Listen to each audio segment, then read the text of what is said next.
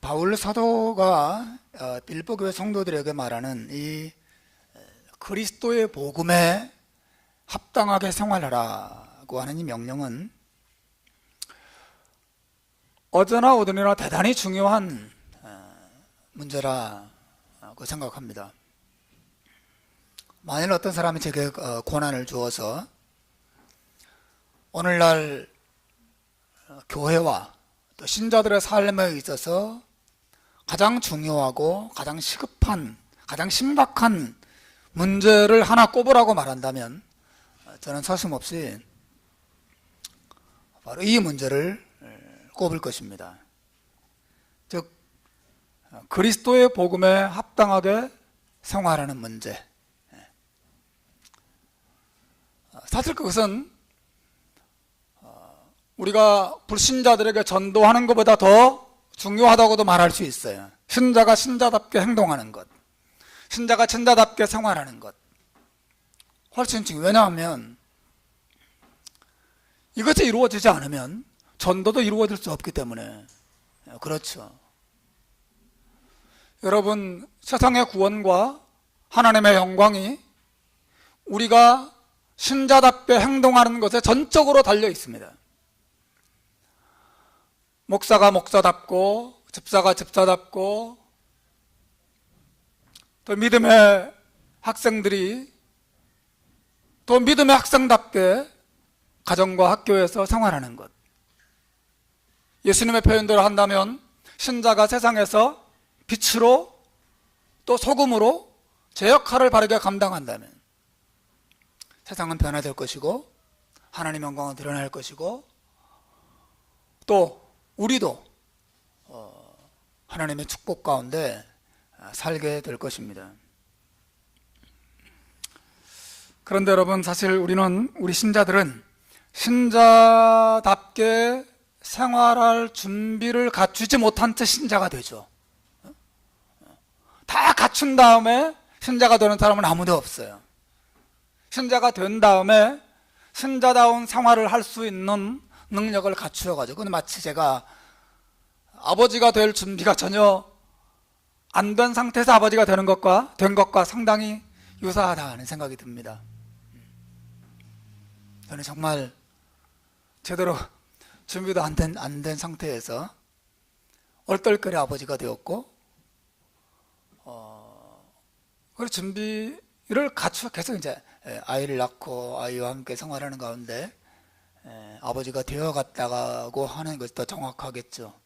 그 결과 저 때문에 가정에 많은 문제도 있었고 또 아픔도 생겼고 아이들의 마음속에 상처도 주기도 하고 그랬습니다. 어쨌든 최근에 하나님 앞에 기도하는 가운데 하나님께 제 마음속에 네가 얼마나 아버지답게 행동하지 못했는지 지금 생각해 보고 있냐? 이렇게 말씀을 하셔서 저 곰곰이 생각하면서 하나님 앞에 회개하고 참 가슴 아파했던 시간도 있습니다. 어쨌든 여러분, 가정에서 부모가 부모답게 행동하는 것과 더불어서 그보다 훨씬 더 중요하게 신자가 신자답게 행동하고 생활하는 것이 중요하다. 신자들 때문에 교회 안에서나 교회 밖에서 발생하는 모든 문제들은 한마디로 말하면 신자들이 그리스도의 복음에 합당하게 생활하지 못하는 데서 오는 것입니다. 늘 우리가 관심을 가져야 해. 내가 신자다 라는 사실만 생각하지 말고 신자답게 행동하고 신자답게 생활하는 것이 무엇인가에 대해서 정말 저도 여러분도 관심을 가지고 주의를 기울이고 또 그걸 찾게 되면 그대로 생활하려고 정말 힘을 다해서 노력하는 것이 신자에 합당한 자세라고 봅니다. 사도는 특히 그리스도의 복음에 합당한 생활의 모습을 우리에게 이렇게 교훈했었죠.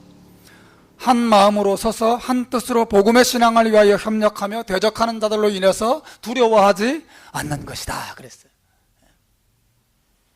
한번 따라서 합시다. 한 마음으로 서서 한 뜻으로 복음의 신앙을 위하여 협력하며 대적하는 자들로 인하여 두려워하지 않는 것입니다. 여러분, 복음에 합당한 생활이라고 하는 것은 그냥 혼자 성경 열심히 보고 기도 열심히 하는 것을 넘어서서 공동체 안에서 믿음의 식구들과 함께 한 마음이 되고 한 뜻으로 연합하고 서로 협력해서 함께 싸우고 대적하는 자들 앞에서도 두려워하지 않고 함께 담대하게 서는 모습을 가지는 것이 그리스도 복음에 합당한 생활이라.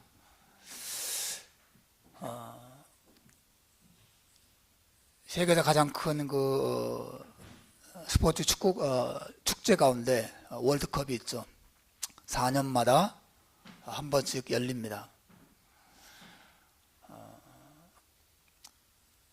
저는 2002년부터 시작을 해가지고 한 번도 이 월드컵을 한국에서 본 적이 없어요. 다 여기 있었어요. 호주에 있었습니다. 한국에 잠깐 나갔다 올 때도 그 월드컵이 열리지 않는 기간에 나가가지고 2002년, 2006년, 2010년, 2014년까지 다 여기 있었습니다. 2014년 월드컵 우리나라 한국 월드컵 대표팀의 표어가 뭔지 아세요?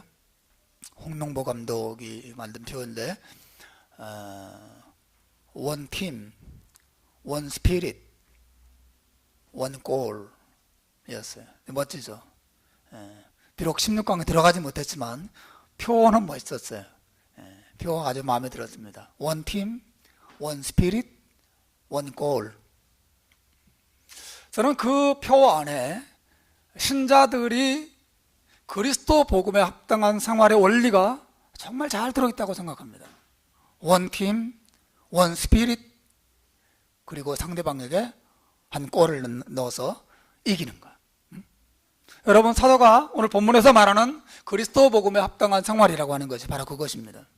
우리가 한 팀이 되고 한 마음이 되고 그리고 함께 협력해서 원수와 더불어 싸우고 함께 승리의 기쁨을 누리는 것. 이것이 그리스도 복음에 합당한 생활이라고 하는 것이죠. 왜냐하면 예수 그리스도께서 십자가에 피 흘리시고 우리를 용서하시고 구원하신 목적이 우리를 한 몸이 되게 하시고 한 하나님의 백성이 되게 하시는 것이기 때문에 그렇습니다. 그래서 신자들 사이에 가장 안타까운 것은 아주 사소한 문제 때문에 서로 등을 돌리는 것이에요. 정말 안타깝고 가슴 아프고 그리고 두려운 일입니다. 이것은 그리스도의 복음에 합당한 생활이 아니에요. 근데 서로 싸우고 등을 돌리고 하는 것이 아주 사소한 일들이에요. 내가 떡국 하자고 말했는데 저 집사님이 미역국 하자고 말했다는 거죠. 떡국이냐 미역국이냐. 내 의견을 상대방이 받아주지 않았다는 이유 때문에 등을 돌릴 수 있지요. 여러분, 그렇지 않습니까? 교회 안에서 흔히 일어나는 일입니다. 주보에 나온 내 이름이 앞에 안 나오고 뒤에 나왔을 때 등을 돌려서 원망하기도 합니다. 어떤 사람은 주일날 집에 갈 때 이름을 불러서 인사를 했는데 등을 돌려서 대답하지 않았다는 이유로 그 다음부터 다시는 그 사람과 얼굴을 마주 대하지도 않기로 굳게 결심하고 10년씩 이야기를 안 하는 그런 분도 있습니다. 아주 사소한 것, 그 사소한 것 때문에 마음을 닫고 등을 돌리고 함께 교제하지 않으려고 하는, 그리고 그 사소한 일을 오랫동안 마음에 담아둬요. 사랑하는 여러분, 그리스도의 복음에 합당한 생활이라고 하는 것은 내 느낌, 내 감정, 내 생각대로 행동하는 것이 아니라 그 어떤 사소한 차이, 또 서운함에도 불구하고 우리가 그리스도 안에서 한 몸이요, 한 가족이요, 한 나라 백성이요, 함께 천국을 향하여 나아가는 하나님의 자녀라는 사실을 기억하고 마음을 열고 용납하고 관용하고 용서해주고 기다려주고 또 축복해주고 하는 것이죠. 사랑하는 여러분, 예를 들어 오늘만 하더라도 예를 들어서 우리 안에 수많은 대화가 오고 가고 수많은 감정이 오고 갈 것입니다. 또 그 많은 오고 가는 것들 가운데 우리의 마음을 힘들게 하고 상처를 주고 우리의 마음을 답답하게 만들고 분노하게 만드는 일이 있을 수 있어요. 그러나 여러분 집에 돌아가실 때는 다 털어버리셔야 됩니다. 제가 훌륭한 목사는 아니지만 그래도 잘하는 거 하나 있어요. 내가 누구에게 대해서 좀 서운한 마음을 느끼고 마음 아프고 그랬던 모든 것들을 저는 그냥 그 주일날 탁 텁니다. 털고 있습니다. 나도 인간이기 때문에 시간이 지나서 자꾸 생각날 때 있거든요. 일부러 죽입니다. 다 몰아냅니다. No! 저 사람 내 형제다. 저 사람 내 자매다. 그리스도 안에서 우리는 한 몸이다. 한 식구다. 이런 마음으로 다 털어버리고 용납하고 이해하고 위해서 기도해주고 축복해주는 것이. 여러분 그렇게 안 할 때 제가 목회를 할 수 있겠습니까? 그거 불가능한 것이죠. 사랑하는 여러분, 그리스도의 복음에 합당하게 생활한다고 하는 것은 나 혼자 하나님 바라보고 하나님께 가까이 가는 삶이 아니에요. 그것은 one team, one spirit, one goal. 이 원리 안에 우리가 함께 서로를 돌아보면서 하나님께로 나아가는 것입니다. 우리 교회가 정말 그리스도의 복음, 예수의 보혈로 용서받은 하나님의 백성들다운 아름다운 사랑의 공동체로 더 멋지게 세워지기를 주의 이름으로 축원합니다. 근데 여러분 사도가 이런 교훈을 주면서 오늘 본문에서 고난에 대한 신자들의 올바른 자세에 대해서 언급하고 있어요. 오늘 여러분과 함께 생각할 주제가 바로 고난입니다. 28절부터 30절 우리가 읽은 내용을 보면 빌립보 교회 성도들이나 사도 바울이 공통적으로 원수들로 인한 여러 가지 고난 속에 있었다는 사실을 알 수 있어요. 여러분 고난이라고 하는 것은 신자나 불신자나 누구에게나 있어요. 신자도 병들고 불신자도 병들어요. 신자도 가정불화를 겪고 불신자도 가정불화를 겪습니다. 불신자도 경제적인 어려움을 겪지만 신자도 경제적인 어려움을 겪습니다. 그런 차이가 없어요. 신자의 비자는 잘 나오고 불신자의 비자는 안 나오고 그렇습니까? 그렇지 않습니다.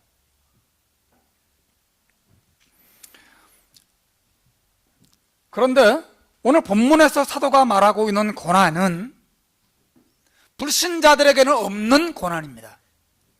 오직 신자들에게만 있는 고난이 있습니다. 신자이기 때문에 당하는 고난이 있습니다. 예수를 안 믿었더라면 절대로 가질 수 없는 고난이 신자들에게 있다고 말하고 있어요. 여러분 싱글로 살아도 고난이 있죠, 그죠? 근데 결혼했기 때문에 당하는 고난도 있어요. 결혼하지 않았더라면 절대로 맛볼 수 없는 그런 고난이 결혼 때문에 우리에게 오죠. 그 중에 하나는 내 마음대로 아무것도 결정할 수 없다는 거예요. 결혼하면 이제 배우자와 맞춰가면서 결정해야 됩니다. 제가 퍼스의 모든 사역을 다 이제 내려놓고 한국으로 들어가기로 결정할 때 결혼하지 않았으면 내가 나 혼자 그냥 그냥 가면 되는데 제 아내랑 그냥 몇 날 밤 너무 오랫동안 이 문제를 가지고 토론하고 싸우고 마음 상하고 그랬던 기억이 납니다. 제가 나 혼자 할 수 없어요. 한국에 또 모든 생활을 정리하고 호주로 다시 나올 때에도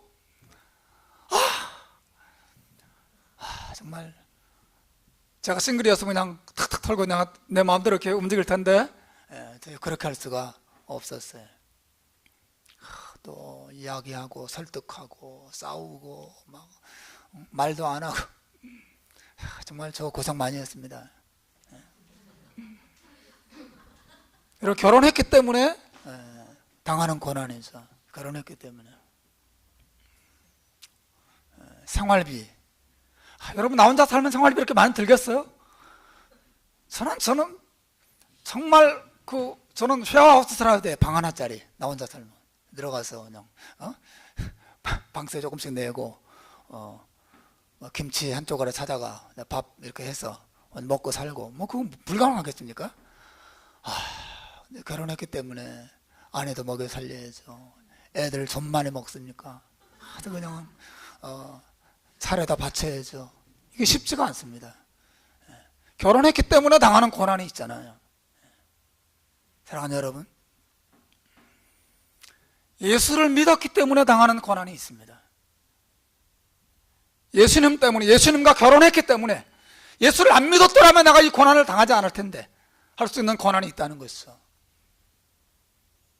그런 고난은 크게 두 가지죠. 하나는 우리 안에서 일어나는 고난이고 또 하나는 밖에서 오는 고난이에요. 우리 안에서 오는 고난은 어떤 것입니까? 하나님의 말씀이 요구하는 것과 또 하나님의 말씀대로 살기 싫은 내 욕망 때문에 내 안에서 겪게 되는 수많은 어려움들, 고난이죠. 예수 안 믿었더라면 화를 팍 낼 수 있지만 예수 믿기 때문에 꼭 참아야 하는 우리 안에서 일어나는 고난입니다.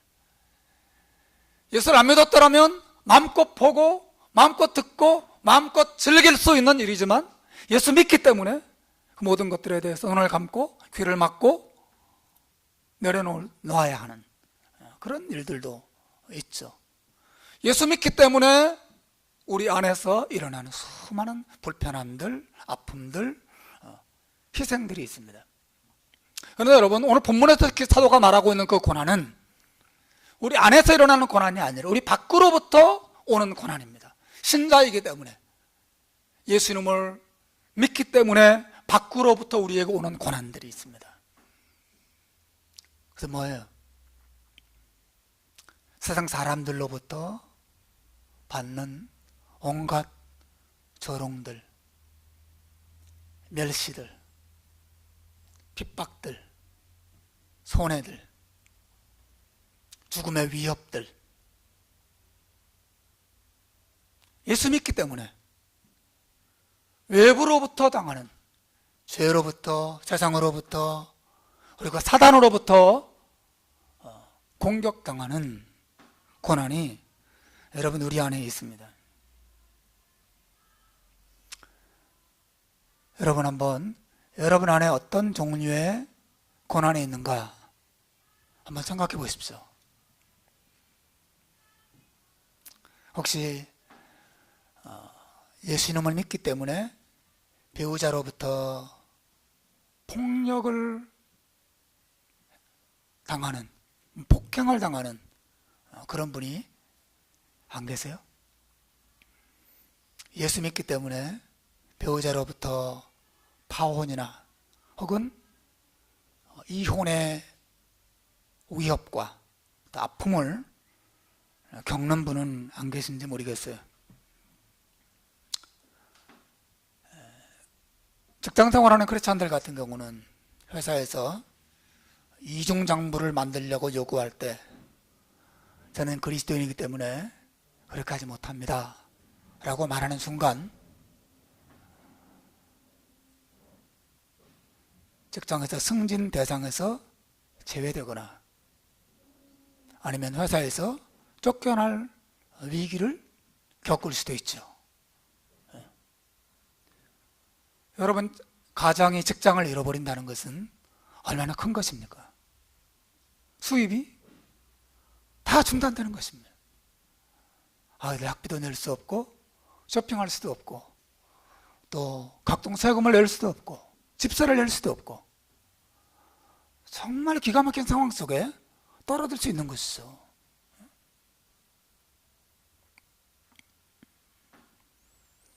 혹은 성경의 가르침을 따라서 동성애가 죄라고 말했다는 이유 때문에 학교에서 선생님들로부터 또 친구들로부터 손가락질을 당하는 그런 일들이 있을 수도 있어요.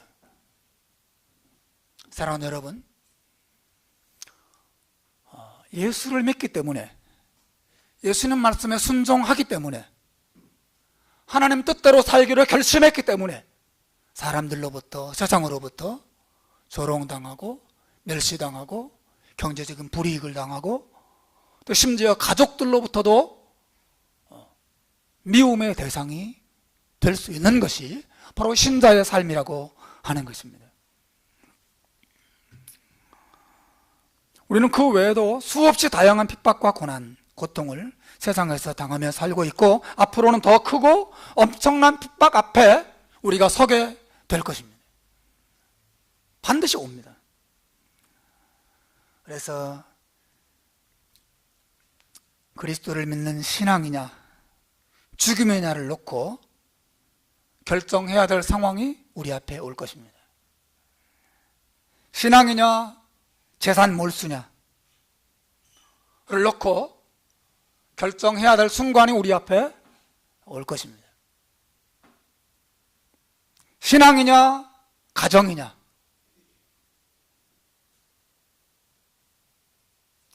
믿음을 지킬 것이냐 아니면 배우자로부터 버림당할 것이냐를 놓고 결정해야 될 상황이 올 수도 있습니다.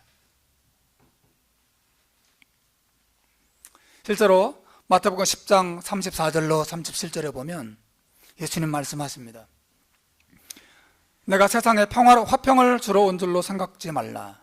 화평이 아니요 뭘 주러 왔다 그랬어요? 검을 주러 왔노라. 내가 온 것은 사람이 그 아버지와 딸이 그 어머니와 며느리가 시어머니와 불화하게 하려 함이니 사람의 원수가 자기 집안 식구리라.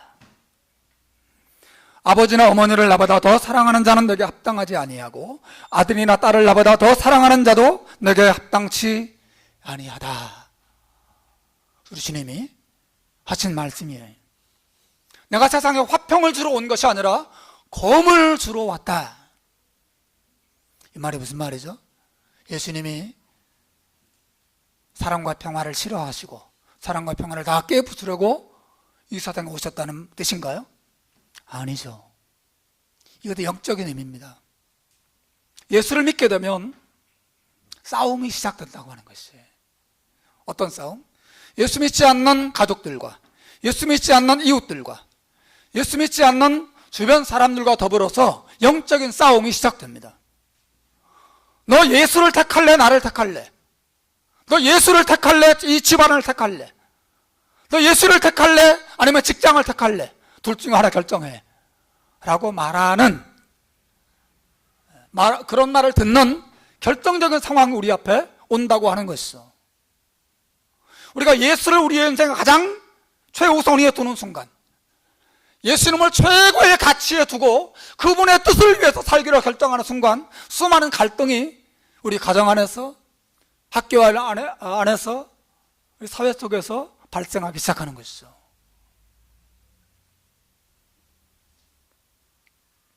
여러분, 그런 시대가 올 것이에요. 아니, 벌써 왔어요.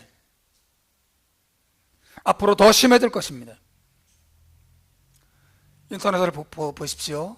신앙에 대한 온갖 조롱과 비웃음, 모욕과 구타, 심지어 죽음의 위협까지 이미 이 시대에서 시작되었습니다. 우리 다음 세대는 더 끔찍한 시대를 맞이하게 될 것입니다.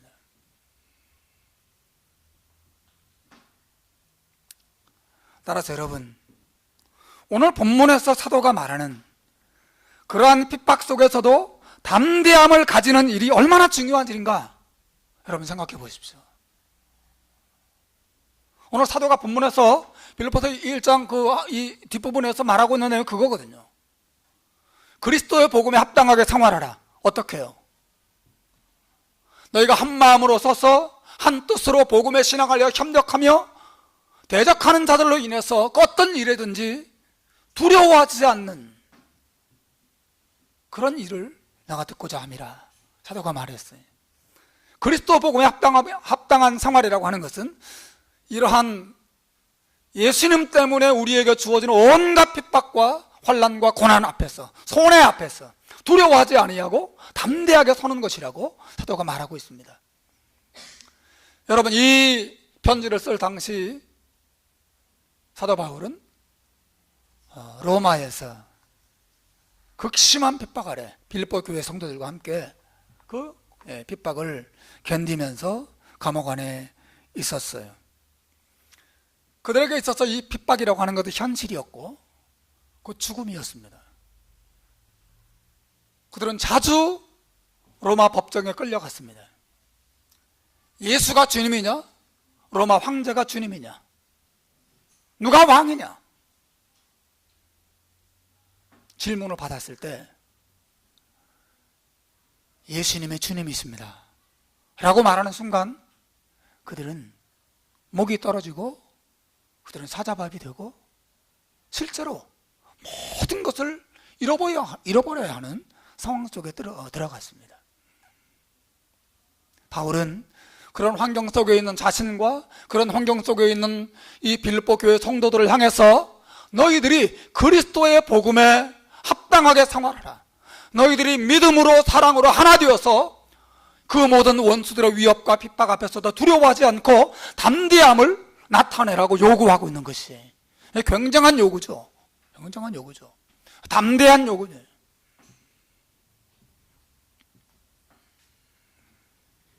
사랑하는 여러분, 왜 이 담대함이 중요합니까? 믿음 때문에 외부로부터 오는 수많은 고난 앞에 우리가 담대하지 않으면 신자로서 이 세상에서 아무것도 할 수 없습니다.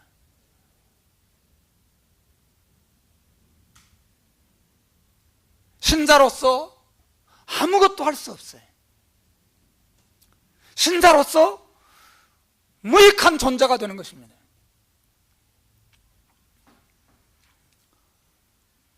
무슨 일이든 마찬가지죠. 여러분, 두려움에 빠져 있으면 무슨 일도 제대로 할 수 없는 법이죠. 여러분, 전쟁을 무서워하는 군인이 제대로 싸울 수가 있겠습니까?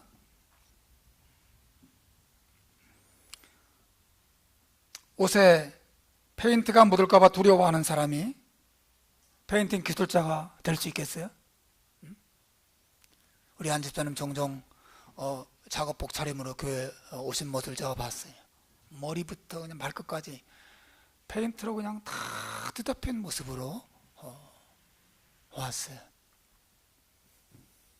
이 페인트 칠하는데 막 묻을까봐 이래가지고 이 기술을 배우고 또 돈을 벌 수 있겠습니까? 불가능한 것이죠. 또 보니까 3층 높이까지 막 사다리 타고 높이 올라가서 그 꼭대기에서 이거 칠하시더라고. 사진 봤어요. 세상에. 올라갈 때 다리가 부들부들 떨려가지고 막 아래를 내다보면서 그런 마음을 가지고 여러분 페인터가 될 수 있겠어요? 될 수 없어요. 아무것도 할 수 없습니다.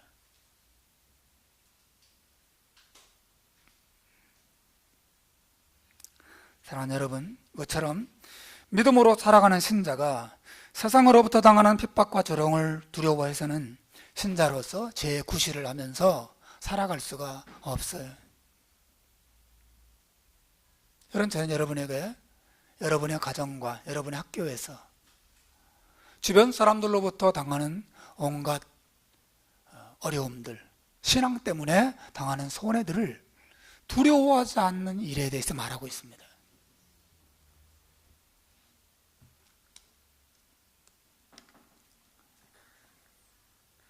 베드로가 예수님을 주님으로 인정할 것인가 아니면 그분을 부인할 것인가, 그 결정적인 순간에 담대함이 없었고 그 결과 그는 불순종에 떨어지고 시험에 떨어졌어요. 반대로 다윗은 하나님의 이름을 조롱하면서 도전하는 골리앗 앞에 담대했고 하나님의 그를 통해서 놀라운 승리의 영광을 드러내기를 기뻐하셨어요. 여러분, 신자로서 고난 앞에서 담대하지 못할 때 우리는 불순종하게 됩니다. 신자로서 담대하지 못할 때 우리는 잘못된 판단과 잘못된 결정을 내리게 되죠.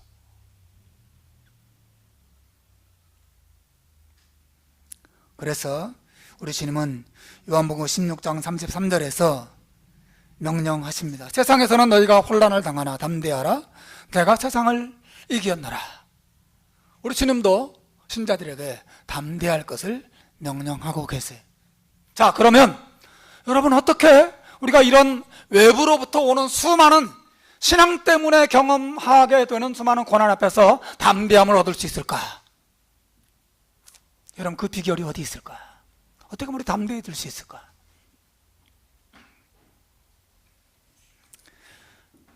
바울이 오늘 본문에서 신자가 그러한 핍박 가운데서 담대함을 얻을 수 있는 비결을 한 가지 소개합니다. 그것은 신자가 당하는 그 고난이 어디로부터 왔는가를 잘 생각하는 것입니다. 따라서 하십시다. 고난이 어디로부터 왔는지를 생각하십시오. 뭘 생각하라고요? 그 고난이 어디로부터 왔는가를 생각하는 것입니다. 어디로부터 왔는가? 여러분, 오늘 본문 28절, 29절, 30절을 보시면 사도가 이 고난이 어디로부터 왔는가를 우리가 말하고 있어요. 먼저 28절을 보십시오. 같이 읽읍시다. 시작. 무슨 일에든지 대적하는 자들 때문에 두려워하지 아니하는 이 일을 듣고자 함이라. 이것이 그들에게는 멸망의 증거요 너희에게는 구원의 증거니 이는 하나님께로부터 난 것이라. 뭐가? 이것이 하나님께로부터 났다는 거예요. 뭐가요? 대적하는 자들이 신자를 위협하고 신자를 핍박하고 신자를 두려워하게 만드는 그 일, 즉 신자가 신앙 때문에 고난당하는 그 일이 하나님으로부터 왔다는 거예요. 하나님은 왜 신자에게 그런 고난을 허락하셨을까요? 왜 허락했어요? 신자에게 고난을 허락하신 이유를 28절에 뭐라고 말합니까?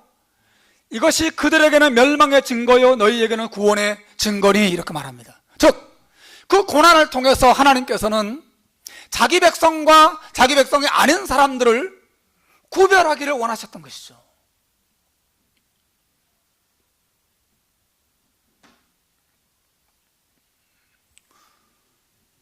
신자와 불신자의 가장 분명한 차이, 그들을 구별할 수 있는 기준이 뭐냐? 사람들은 생각합니다.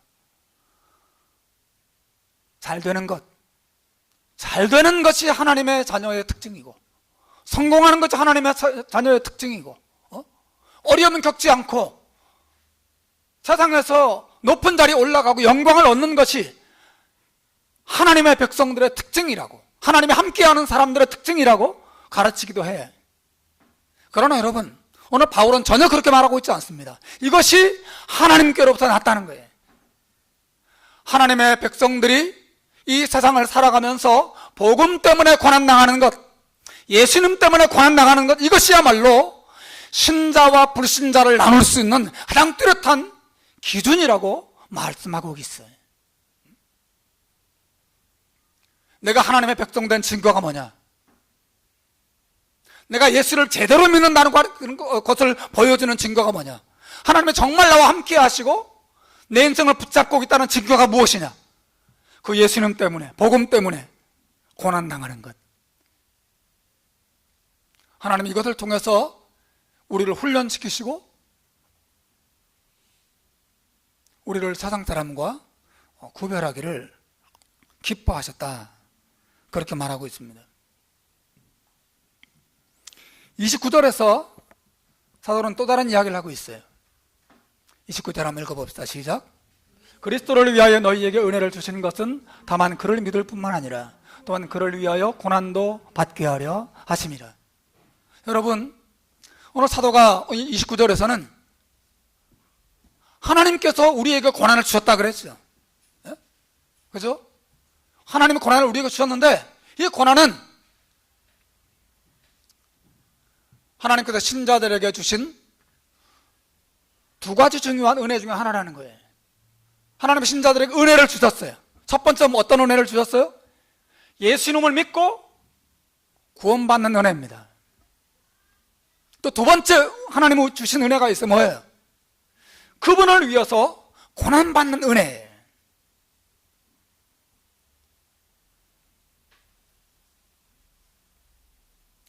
바울은 계속해서 지금 한 가지 사실만 반복하고 있는 것입니다. 뭐예요? 고난은 하나님으로부터 왔다는 것입니다. 고난은 신자와 불신자를 나누기 위해서 하나님이 우리에게 주신 것이고, 이 고난이라고 하는 것은 신자들을 축복하기 위해서 하나님이 또 주신 것이라는 것이죠. 또 30절이 뭐라고 말합니까?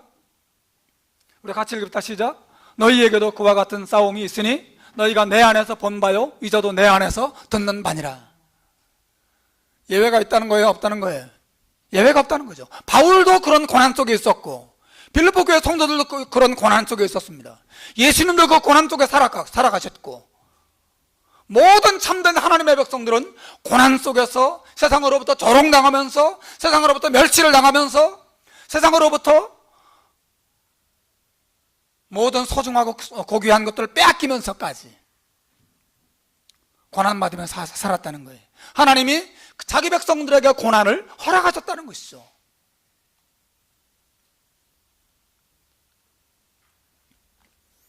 여러분, 하나님이 자기 백성들에게 고난을 허락하셨다는 말이 무슨 말입니까? 하나님은 그 고난을 통해서 신자들을 더 신자답게 만드시고, 그 고난을 통해서 신자의 마음속에 우리가 정말 참된 하나님의 자녀의 백성이라는 확신을 주시고, 그 고난 속에서 신자들로 하여금 더 하나님을 깊이 의지하게 만드시려고 고난을 주셨다는 것이에요.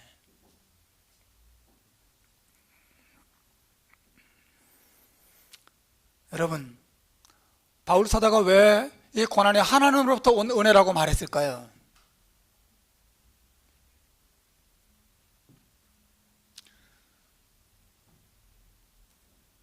그것을 우리가 바르게 알아야 고난 앞에서 두려워하지 않을 수 있기 때문에 그렇습니다.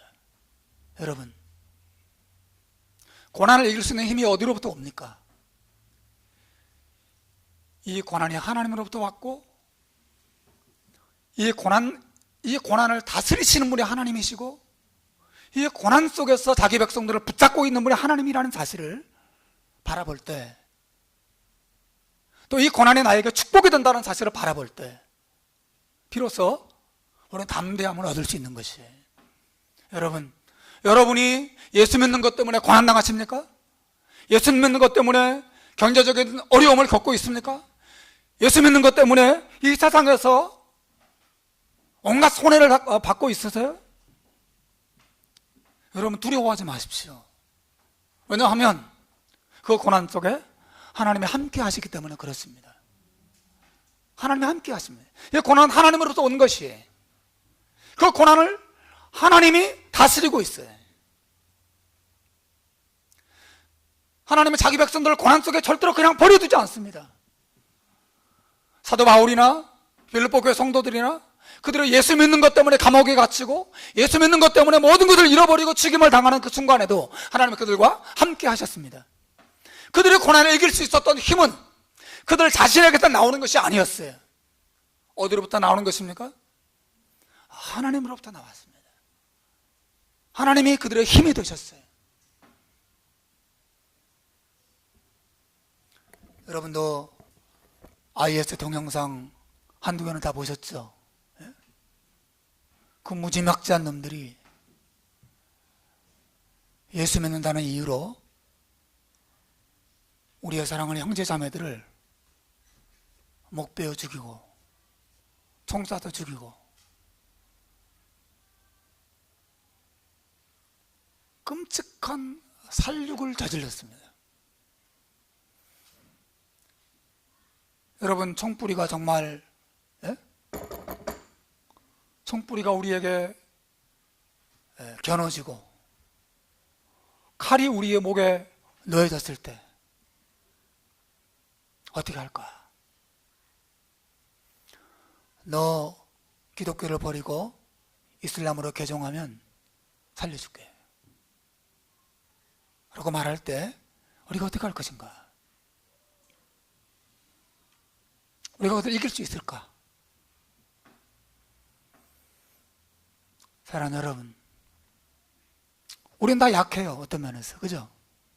우린 다 연약한 인간들입니다. 우린 다 죽는 것을 두려워합니다. 우리 아픈 것을 두려워해요. 잃어버리는 것을 두려워합니다. 우리의 힘으로는 그 모든 환난과 핍박들, 그 모든 위협과 공포를 이길 수가 없어요. 여러분, 그것을 이길 수 있는 힘은 하나님으로부터 온다는 사실을 여러분 믿으시길 바랍니다.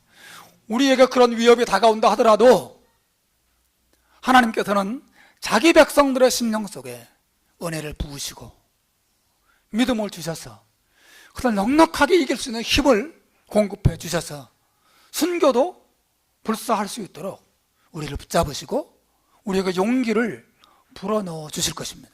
저는 이 사실을 믿습니다. 그러나 저절로 그렇게 되는 게 아니에요. 사도가 너희가 그리스도의 복음에 합당하게 생활하라고 말하면서 그 모든 대적하는 자들로 인해서 두려워하지 않기 위해서 너희가 하나님 앞에 깨어 있을 것을 요구하고 있는 것을 여러분 보셔야 합니다. 주 안에 사랑하는 여러분, 우리가 날마다의 삶 속에서 하나님과 동행하고 하나님의 살아계심을 믿고 하나님의 능력을 신뢰할 때 그런 고난 앞에서도 이길 수 있는 능력이 하나님으로부터 우리에게 주어질 줄로 믿습니다. 사랑하는 여러분, 일상생활이 중요해요. 믿음의 용기, 믿음의 담대함은 그 위기 속에 갑자기 주어지는 게 아니에요. 여러분, 날마다의 삶 속에서 하나님을 만나고 하나님과 교제하고 하나님의 살아계심을 확신하고 하나님의 사랑 속에서 그 기쁨을 누리는 삶을 여러분 날마다 살아갈 때 그 결정적인 순간 앞에서도 우리는 주님의 이름을 배반하지 않고 주님을 위해서 나의 재산도 나의 명예도 내 목숨까지 주님을 위해서 내어드릴 수 있습니다. 사랑하는 여러분, 고난이 왔을 때 예수 믿는 것 때문에 내가 잃어버릴 것이 무엇인가를 바라보기보다도 내가 예수 믿었기 때문에 얻은 것이 무엇이며 예수 믿었기 때문에 앞으로 무엇을 얻을 것인가를 바라보십시오. 그러면 이 세상과 세상에 속한 것들이 하찮게 여겨질 것입니다. 그리스도의 그리스도의 복음, 예수 그리스도의 은혜와 사랑과 하나님의 능력과 하나님의 신실하심을 믿는 신자다운 삶의 모습은